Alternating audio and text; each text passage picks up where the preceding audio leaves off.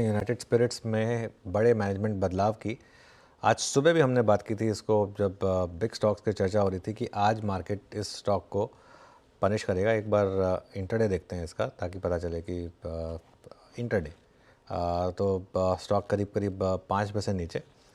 क्यों है ये, मतलब क्यों मार्केट इतना नाराज़ है इस मैनेजमेंट चेंज से?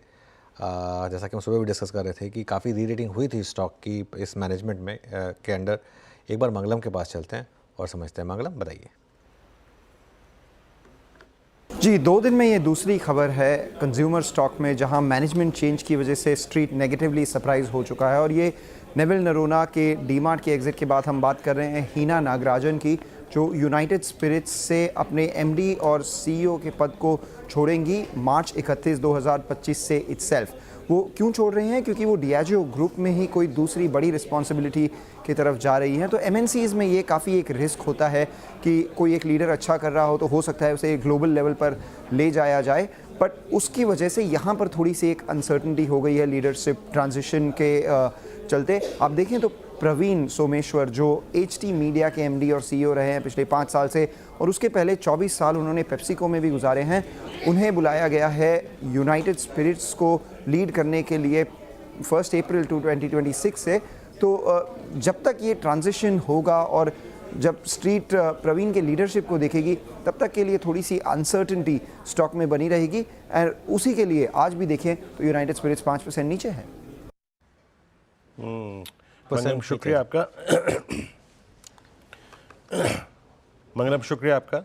मीनवेल यूएसएल आपकी स्क्रीन पे लेके आइए। अभी भी टॉप लूजर्स की श्रेणी में सबसे ऊपर एंड स्ट्रेट इसका ये बुल रन शुरू हुआ था मई 2023 में, और एग्जैक्टली इसी प्राइस से। कहाँ से?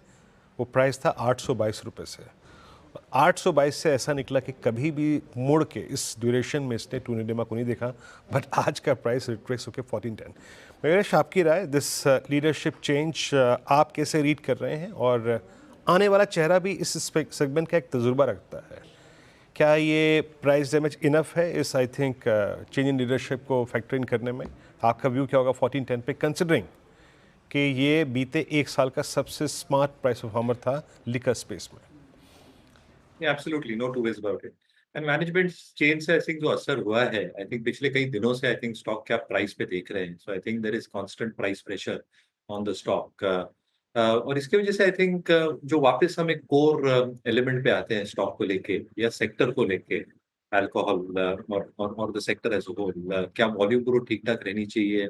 यस। क्या premiumization as a theme should continue to grow forward? Absolutely yes. I think United Spirits, Radico जैसे स्टॉक्स ने जो प्रीमियमाइजेशन अपना बढ़ाया है, उसके वजह से आई थिंक जो एवरेज सेलिंग प्राइस है, जो वॉल्यूम ग्रोथ है उनके प्रीमियम पोर्टफोलियो का, ये ठीक ठाक रहा है। तीसरा, आई थिंक जो ENA stroke molasses stroke glass prices, जो इनपुट कॉस्ट्स होती हैं अल्कोहल स्ट्रोक बेवरेजेस सेक्टर के लिए, यहाँ पे स्टेबिलिटी देखने मिली है। और इसलिए मुझे लगता है कि जो मार्जिन परफॉर्मेंस है ये ठीक ठाक रहना चाहिए।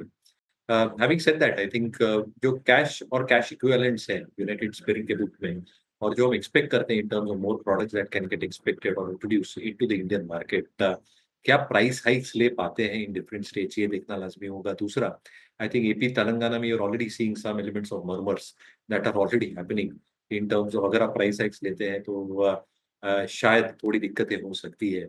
इसलिए किस हद तक ये प्राइस हाइक्स ले सकते हैं in the coming few quarters, ये एब्सोल्युटली इंपॉर्टेंट होगा अर्निंग्स परफॉर्मेंस को लेके। And obviously I think management change, how do they direct the company strategy and vision going forward, ये बहुत इंपॉर्टेंट पहलू होता है बाजार के हिसाब से। तो मुझे लगता है आई थिंक स्टॉक शायद ये कंसोलिडेट करें। Price strength obviously has come of along with the market, और इसलिए हम मार्केट्स में इंडिया में एटलीस्ट थोड़ी प्राइस स्ट्रेंथ रिगेन करना on the back of earnings, management strategy, commentary देखना चाहते हैं। तो शायद तब तक ये स्टॉक थोड़ा कंसोलिडेट करें। अनुज, ये स्टॉक हमने मेरे ख्याल से लेकर स्पेस में सबसे ज़्यादा स्टॉक रीड किया है, बात की है, और उस लीडरशिप की के बदौलत ही अगर आप देखें उस ड्यूरेशन में जो भी हमने बात की थी ना, उसमें आपकी भी टिप्पणियों में वो भरोसा था, है ना?